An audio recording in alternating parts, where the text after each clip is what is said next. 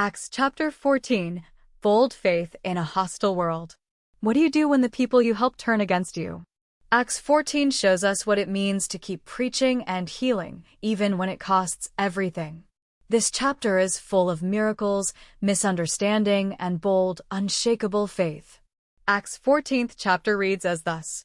And it came to pass in Iconium that they went both together into the synagogue of the Jews, and so spake, that a great multitude both of the Jews and also of the Greeks believed.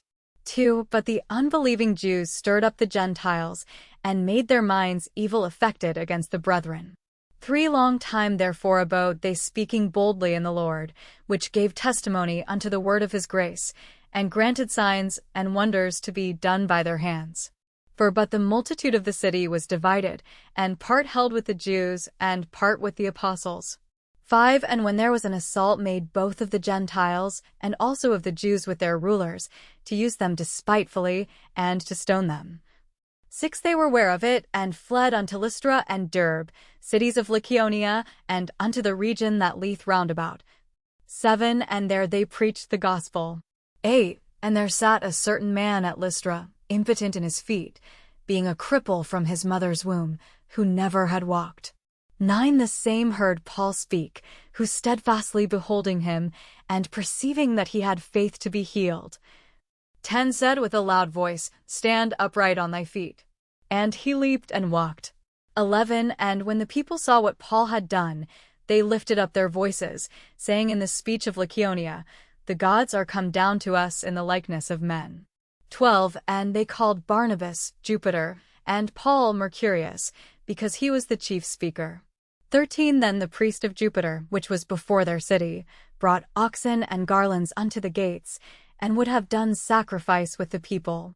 14. Which when the apostles, Barnabas and Paul, heard of, they rent their clothes, and ran in among the people, crying out. 15. And saying, Sirs, why do ye these things? We also are men of like passions with you, and preach unto you that ye should turn from these vanities unto the living God, which made heaven and earth and the sea, and all things that are therein. 16. Who in times past suffered all nations to walk in their own ways. 17. Nevertheless he left not himself without witness, in that he did good, and gave us rain from heaven and fruitful seasons, filling our hearts with food and gladness. 18. And with these sayings scarce restrained they the people, that they had not done sacrifice unto them. 19. And there came thither certain Jews from Antioch and Iconium, who persuaded the people, and having stoned Paul, drew him out of the city, supposing he had been dead. 20. Howbeit, as the disciples stood round about him, he rose up, and came into the city, and the next day he departed with Barnabas to Derbe.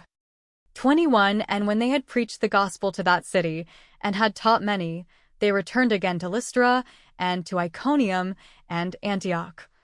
22. Confirming the souls of the disciples, and exhorting them to continue in the faith, and that we must through much tribulation enter into the kingdom of God.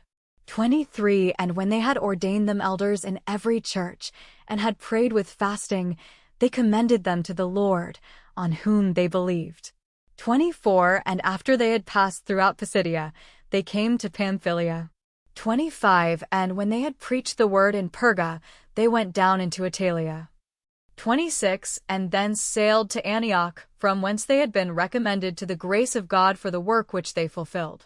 27. And when they were come, and had gathered the church together, they rehearsed all that God had done with them, and how he had opened the door of faith unto the Gentiles.